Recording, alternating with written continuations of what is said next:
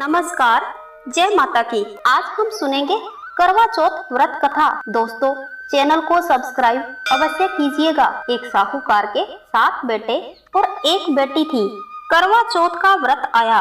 साहूकारनी सहित सभी बहुओं और बेटी ने करवा चौथ का व्रत किया। साहूकार की बेटी अपने भाइयों के बहुत लाडली थी।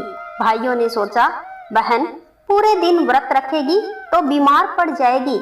ऐसा सोचकर चांद निकलने से पहले ही शाम को किसी पहाड़ी पर जाकर भाइयों ने अग्नि जला दी और घर आकर बहन से कहा, बहन चांद निकल आया है, खाना खा लो।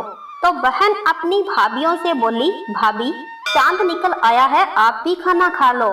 तो भाभियों ने कहा, हमारा चांद निकलने में अभी देर है, आप ही खाइए। बहन बहुत भोली थी। अपने भाइयों के कहे अनुसार चंद्रमा को अर्घ्य देकर खाना खाने बैठ गई।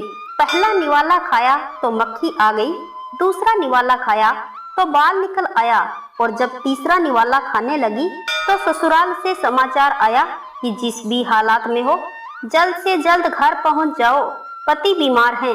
यह समाचार सुन उसकी माँ अपनी बेटी को विदा करने के लिए जब बॉक्स में से कपड़े निकालने लगी तो पहली बार काला कपड़ा हाथ में आया और जब दूसरी बार हाथ डाला तो सफेद कपड़ा मिला। तो बेटी ने अपनी माँ से कहा, माँ रहने दो, मैं ऐसे ही चली जाती हूँ। फिर उसकी माँ ने कहा, बेटी जो कोई भी आपको मिले सबके पैर छूते जाना और आशीर्वाद लेते जाना। जो भी आपको बूढ़ सुहागिन का आशीर्वाद दे तब अपनी चुनरी के पल्ले से गांठ लगा लेना। बेटी ने कहा, ठीक है माँ।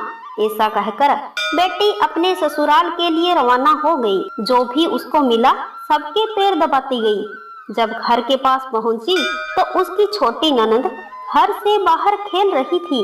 जब ननंद के पैर छुए तो ननंद ने अपनी भाभी को सदा सुहागिन रहने का आशीर्वाद दिया।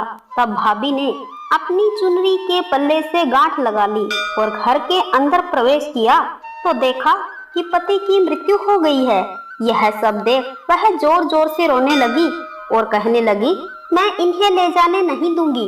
बहू की बात सुनकर सभी गांव वाले हैरान रह गए। सब गांव वालों और परिवार वालों ने कहा, अगर ऐसी बात है तो गांव के बाहर एक झोंपड़ी बनवा दो, वहां बैठे रहेंगे।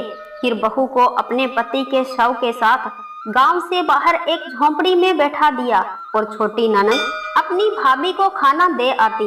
ऐसे करते करते चौथ का व्रत आया। बहू ने व्रत रखा और पूजा पाठ किया तो माता प्रकट होकर बोलने लगी, करवो ले, करवो ले। 7 भाइयों की बहन करवो ले, बीच में चांद उगानी करवो ले, घनी दुलारी करवो ले, करवो ले, करवो ले। ऐसी बात सुन बहू ने माता के पैर पकड़ लिए, माँ मेरे पति के प्राण लौटा दो। तब चौथ माता ने कहा, बेटी आपसे करवा की चौथ रुष्ट है। कार्तिक मास में करवा चौथ का व्रत आएगा, तब आप चौथ माता के पैर पकड़ना, वही आपके पति के प्राण लौटा सकते हैं। ऐसा कहकर चौथ माता अंतर्धान हो गई।